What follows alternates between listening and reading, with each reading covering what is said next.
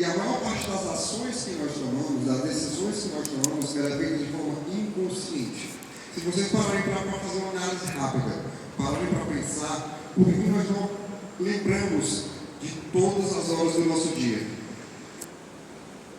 Porque tudo que está acontecendo ali no nosso dia, a maior parte é inconsciente. As tomadas de decisões, as escolhas são inconscientes. Tá? Então não somos nós que escolhemos de forma consciente, é o nosso inconsciente. Certo? Então, para vocês entenderem o que é o neuromarketing, eu trouxe alguns passos e a gente vai começar falando sobre a psicologia das cores. Vou ficar bem perto aqui para vocês. A psicologia das cores é o estudo que revela como o cérebro humano funciona e entende as cores de diferentes formas, que vai influenciar diretamente nas suas emoções, certo? Cada cor tem um propósito e as cores elas são utilizadas desde a publicidade, arquitetura, moda, design, em qualquer lugar que vocês estão, as cores elas estão sendo utilizadas. Então, o maior exemplo de todos, mais prático que está no nosso dia a dia, é o vermelho e o amarelo. Por quê? Nós temos uma necessidade básica essencial, que é o quê? De comer. Tá? E qual é a cor que gera fome? O amarelo, o vermelho. O vermelho e o amarelo associados, eles geram fome. Só que o vermelho e o amarelo associados, eles também geram urgência, fome, agilidade, paixão. Então, por que todas as lojas de fast food são vermelho e amarelo? Alguém tem um palpite? Gera fome e gera urgência. Comer rápido. Você vai lá, sentiu fome, comeu e foi embora. Para ter rotatividade. Rotatividade gera volume, volume gera faturamento. Então tudo é estudado, certo? 99% das pessoas afirmam que o aspecto visual, como cor, design, forma e a forma de influência do número afeta a decisão de compra. Por que a cor influencia tanto?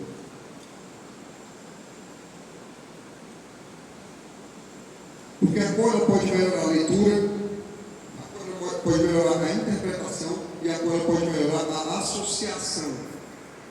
Assim como o cheiro, a cor tem o poder de memória. Tá? Então, sempre que a gente for associar alguma coisa, eu vou dar um exemplo aqui. Por que o luto é preto? Alguém sabe por que a cor é preta do luto? Não. Preto, gente, é a ausência de todas as cores. Preto é nada. Preto é vazio. Quando a morte vem, acabou. Então já começa por aí, então associa preto ao vazio, ao nada. Então a gente sempre vai estar associando a cor a alguma coisa, porque nós buscamos sempre justificativas, porquês para as coisas acontecerem, certo? Então isso está dentro da gente, está dentro da psicologia. Por isso que é muito importante a psicologia andar lado a lado com o marketing, tá? E aí a gente trouxe algumas cores aqui e marcas para vocês entenderem. O preto, elegância, poder e sofisticação. Adidas, Nike, Uber. O cinza, segurança, confiabilidade, neutralidade e maturidade. Apple, Honda, Mercedes-Benz. Marcas que querem trazer luxo, requinte, sofisticação. Marrom, aconchego, dever e estabilidade. Inclusive, M&M's. Alguém sabe a história do M&M's? Porque muita gente acha, o M&M's é marrom porque é chocolate. Não, gente. O M&M's ele foi criado na Segunda Guerra Mundial, tá? Porque os soldados precisavam ficar acordados. E como é que eu faço o soldado ficar acordado? Porque a Rússia já usava cocaína, né? Para deixar os soldados acordados. Mas aí todo mundo tinha essa tecnologia. Então, a forma de deixar a pessoa acordada é usar o açúcar. Só que como é que eu vou levar o açúcar para um campo de batalha molhado? Se o açúcar dissolve com a água. Então eles criaram uma casquinha de de chocolate, de açúcar, para poder proteger o chocolate dentro, para poder alimentar os soldados. E aí foi criado o M&M's. E aí por isso que ele traz o aconchego, dever e estabilidade, fazer com que as pessoas ficassem acordadas, e aquilo ali foi simplesmente reverberado até hoje. Quem não gosta de M&M's. Vermelho, entusiasmo, paixão, coragem, urgência. E as marcas trabalham muito bem as cores. Se você observar hoje, aonde você está, no restaurante que você vê vermelho, você lembra de Coca-Cola.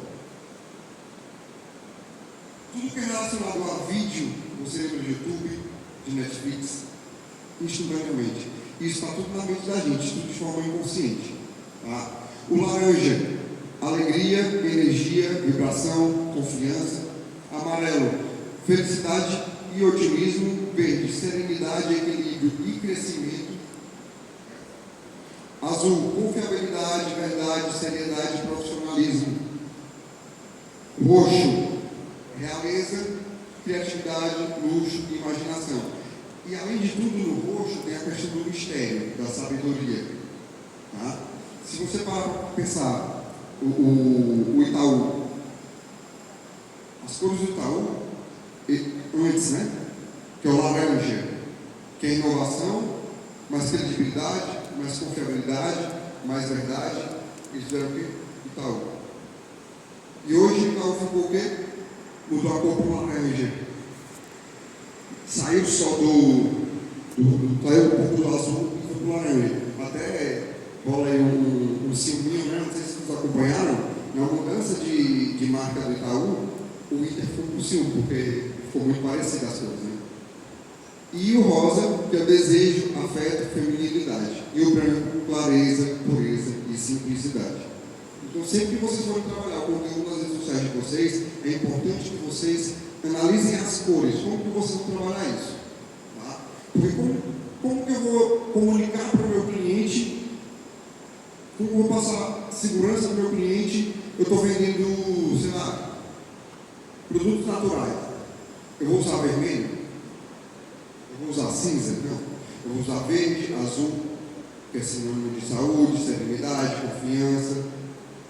Então as cores elas estão diretamente atreladas à informação que você quer passar na hora da venda do seu produto. Pode passar. E aí a gente trouxe aqui algumas cores para remeter direto às marcas. Quando você vê o amarelo, aí automaticamente você lembra do McDonald's. Pode passar. O roxo, alguém arrisca? Bem. O Eduardo não muito, mas era o azul que é o do LinkedIn. Próximo. Agora sim, era o Nubank. Pode passar. E esse aí? Pode passar. Coca-Cola. E agora, gente, um dos pontos mais importantes do neuromarketing é o storytelling.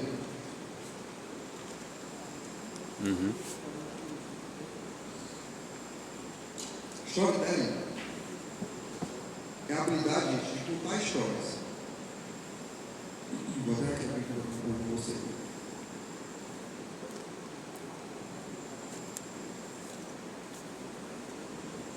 É a habilidade de contar histórias. História vende. Vocês lembram que lá quando eu comecei a falar aqui, a gente falou sobre associação, certo? As pessoas elas precisam de histórias para acreditar em alguma coisa. Elas precisam de histórias para crer em algo, tá? E aí a gente tem que criar uma narrativa envolvente, um enredo elaborado, recursos audiovisuais e técnicas de caráter de persuasão. E isso está muito presente, inclusive, aqui, na diferença entre rádio e televisão. Certo? Se você for parar para pensar, por que no rádio um jogo de futebol é narrado de uma forma e na televisão é narrado de outra forma? Na rádio, eu não tenho o visual, então eu tenho que entrar na mente do usuário para que ele consiga sentir as minhas emoções. Então ele vai lá, perna chutou a bola, passou para o Dilcinho, chutou para o lado, e aquela emoção que ele passou na voz dele, fez com que as pessoas conseguissem imaginar. Já na televisão não. É aquela coisa mais serena, aquela coisa mais calma, porque ele tem um visual a seu favor. Então o storytelling, ele está aplicado em tudo que você imaginar, desde só a rádio, a televisão, a um livro, e isso também vem na Bíblia. Por isso que eu disse que a igreja, ela foi a primeira instituição a utilizar o storytelling, a utilizar o marketing, a utilizar o neuromarketing. E as informações sobre a mente humana, elas estavam guardadas nas 7 chaves e agora elas estão sendo abertas. Então vamos lá. Histórias levam o público em uma jornada. Histórias geram identificação.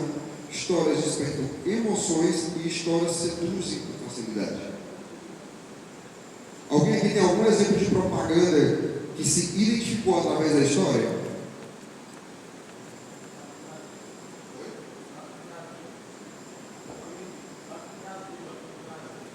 Banco do Brasil. Banco do Brasil tem muitas, mas eu acho que eu vou dar um exemplo que eu acho que vai ser mais claro para todos. Natura, Boticário. Boticário tem histórias que emocionam. Brastemp tem histórias que emocionam. Porque quando você conta uma história, você faz as pessoas se identificarem com o seu produto. Vou dar um exemplo prático aqui.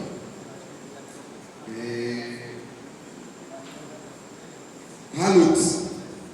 Todo mundo sabe hoje que Hilux, Toyota é marca de desejo.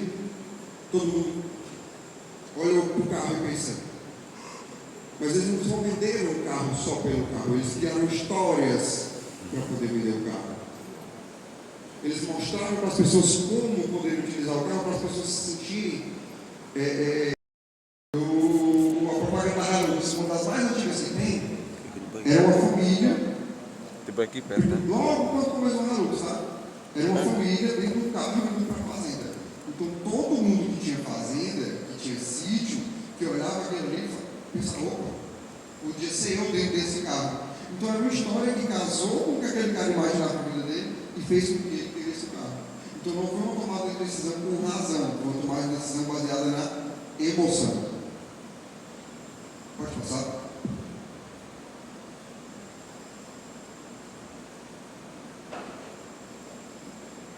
E uma grande prova de que as histórias vendem, que eu trouxe para vocês, foi a história do George Lucas. George Lucas, gente, ele foi o criador de Star Wars.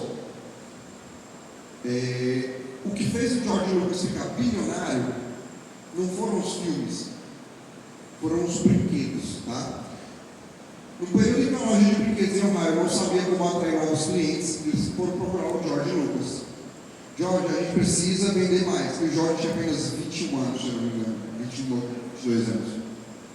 E aí o que ele pensou? Vocês não estão conseguindo vender mais brinquedos, o que a gente precisa fazer? Vamos contar uma história. E eles pegaram os brinquedos daquela loja, fizeram um filme daqueles brinquedos, contando histórias sobre como que, usando a imaginação das pessoas para poder, as crianças verem, viam lá os brinquedos lutando entre si.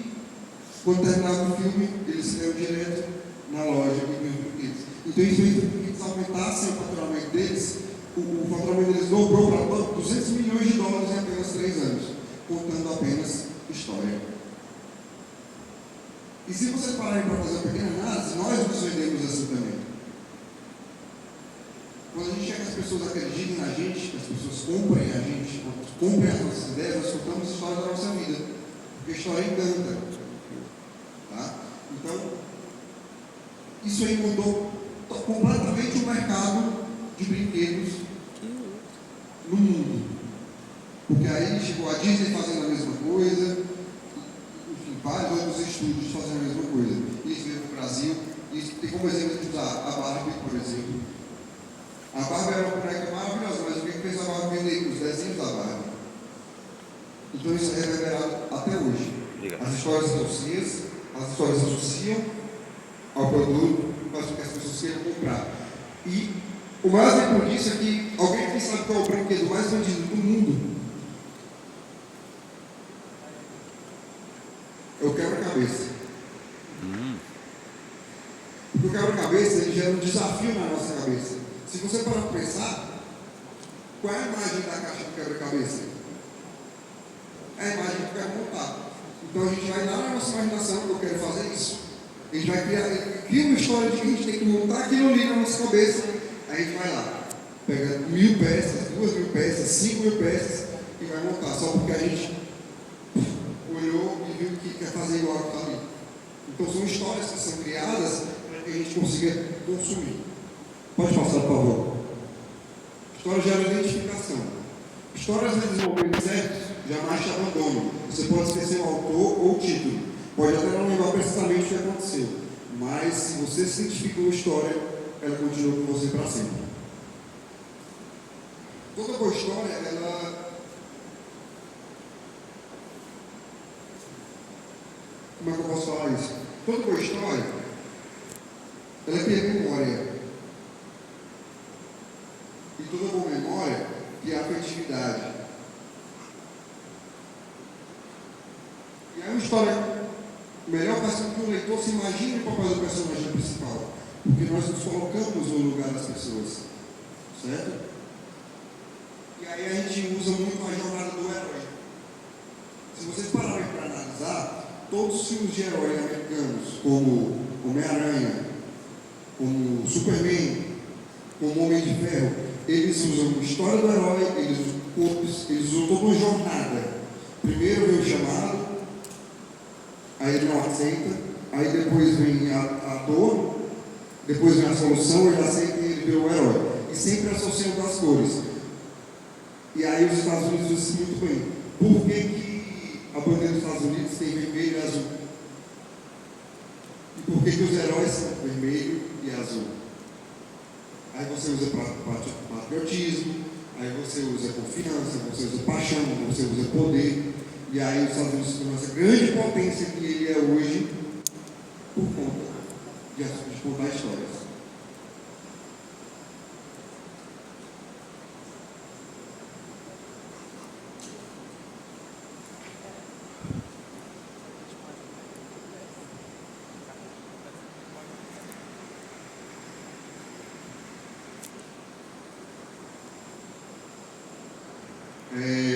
A comunicação humana é feita por histórias desde sempre. Isso começou desde a época que existiam as pinturas rupestres. Aquilo ali já era história contada para a gente. E aquilo ali fez com que o ser humano fosse entendendo cada dia mais as histórias.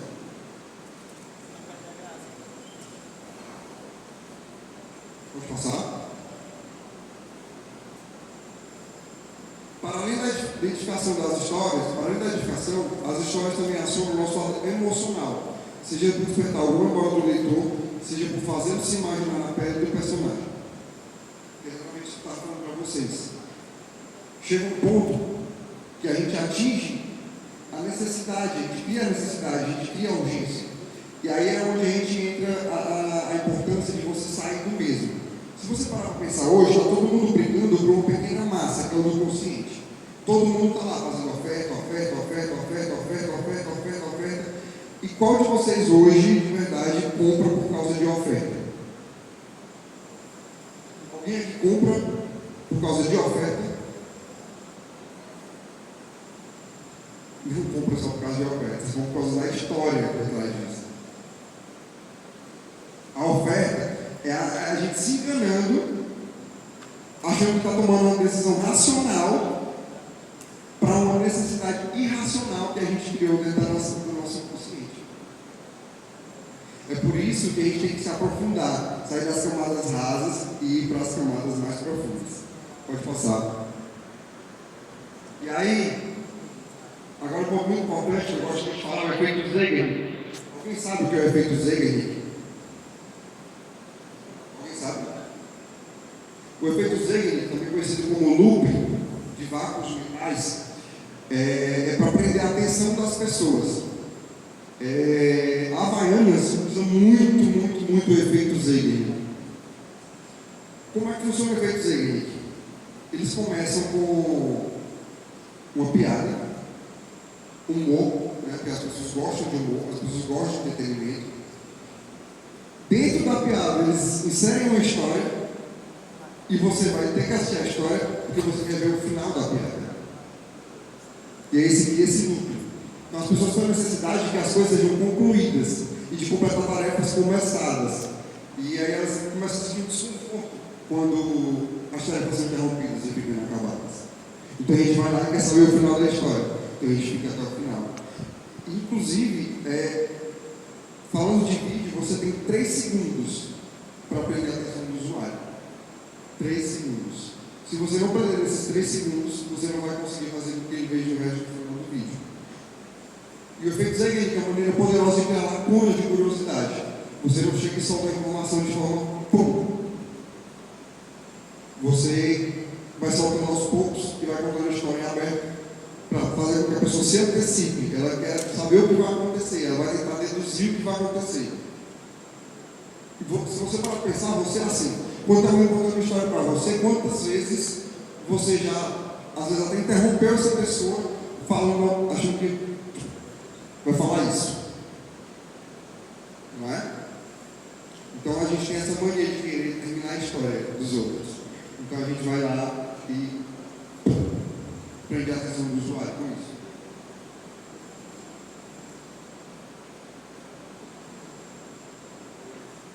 E a maneira mais utilizada hoje, principalmente quando se trata de lançamento, se vocês observarem, devem ter falado lá de Érico Rocha, fórmula de lançamento, ele usa isso aí de forma magistral, que são ferramentas de venda que atuam no inconsciente do cliente, que ele atua de forma positiva e age de acordo com o determinado padrão, com as nossas necessidades inconscientes e básicas. Que é o melhor argumento para você trabalhar hoje é escassez, urgência, autoridade, reciprocidade, prova social e novidade. A escassez, eu coloquei ela primeiro, porque tudo que é escasso, a gente quer. Por exemplo, comida. Por que a gente foi sempre criando a necessidade de produzir mais, de produzir mais, de produzir mais, de produzir mais comida, de criar novas soluções, porque a gente tem medo de ficar sem comida. A gente tem medo da escassez. Por que a gente trabalha tanto? Por que a gente é tão ambicioso? Quando a gente quer mais, quer mais, quer mais, quer mais dinheiro? A gente tem medo de ficar sem dinheiro. É a escassez, a gente tem medo da escassez. Então, quando alguma coisa é pouco, a gente tem que aproveitar a oportunidade, porque ela vai acabar. Pode passar. Na prática, ela explora aquele sentimento de medo, que todas as pessoas têm de perder uma boa oportunidade. É tipo, vou usar um exemplo de namoro aqui. Você nunca vai encontrar ninguém igual a mim. Eu estou gerando escassez no meu relacionamento. Às vezes a gente tudo que a gente quer não encontrar, né? Alguém igual a aquela pessoa, mas a gente está gerando escassez. Tá? E a escassez, ela existe desde o primórdio. E aí a gente está aprendendo hoje como trabalhar isso. E aí, ó, um exemplo que eu trouxe para vocês é exatamente isso. Poucas unidades. Por que, sinceramente, vocês acham que no supermercado, quando você vai lá, tem lá arroz, quilo, nem sei quanto é campo de arroz hoje, mas vamos lá, sei lá, R$5. Apenas 3 unidades por usuário. Isso, gente, é escassez. Porque, sinceramente, se ele quiser te vender 10 unidades, não vai fazer diferença nenhuma. É só para gerar escassez, é só para você poder comprar. Ou só posso levar 3. Então eu vou levar os 3. Eu vou levar os 3, só posso levar 3. Se eu quiser levar 5, ele não vai deixar, né? Então se eu levar 2, pode ser que amanhã eu venha e não tem mais, eu vou levar os 3. E aí você comprou, às vezes você nem precisa, você comprou por causa da escassez. Está acabando, aproveita, só até hoje. E eu aprendi isso quando eu trabalhei em 2008, eu trabalhei num resort chamado Rio Quente Resort, que fica em Caldas Novas, em Goiás. A gente trabalhava com timeshare. Não sei se você sabe o que é timeshare. É um sistema de férias compartilhadas, que trabalha em parceria com a RCI, que é Resort Condomínios International. como é que a gente fazia para convencer um usuário, um cliente, a comprar um pacote de férias, onde ele já teria que programar as férias dele nos próximos 10 anos, e ele tinha que sair com aquele contrato assinado hoje, ele tinha me conhecido hoje, ele tinha conhecido a empresa hoje. Isso era R$70 mil. A gente criava uma história. E a história era mais ou menos assim, ó. A gente falava da construção do resort, a gente falava que o sucesso foi tão grande, mas tão grande, que a gente conseguiu antecipar a finalização da comercialização. Quando a antecipação da comercialização aconteceu, ela trouxe para a gente economia de dinheiro. E a empresa maravilhosa, pensando no seu bem-estar, ela trouxe essa economia para você. Porém, para você ter essa economia, você tem que comprar hoje, porque senão não está tirando a oportunidade de outro usuário. Então, automaticamente eu virei o quê? Escassez. Você pode botar um slide para mim? Escassez e urgência. Está acabando, então você tem que comprar hoje, urgência. Está acabando, escassez.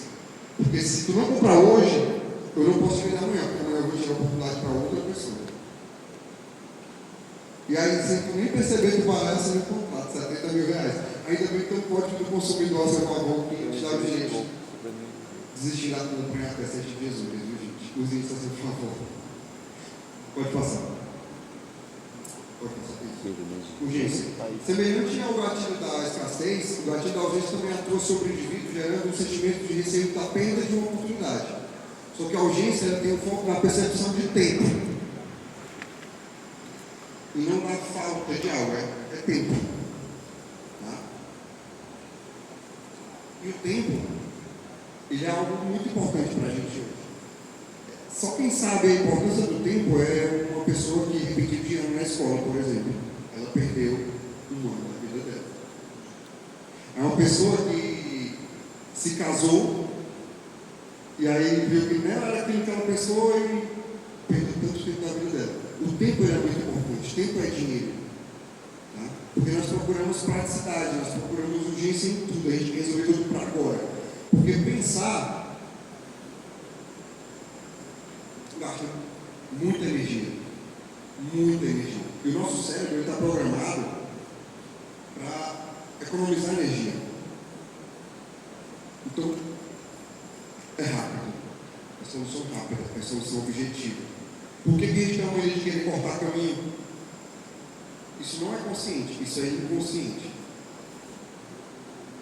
Por que a gente quer terminar as coisas rápido? Porque é tempo. Tempo é objetividade, tá? E aí a gente cria urgência, ou seja, se cria uma urgência para determinado comportamento. Por exemplo, é só hoje, promoção relâmpago. E o extra, que é a dica de extra, gente?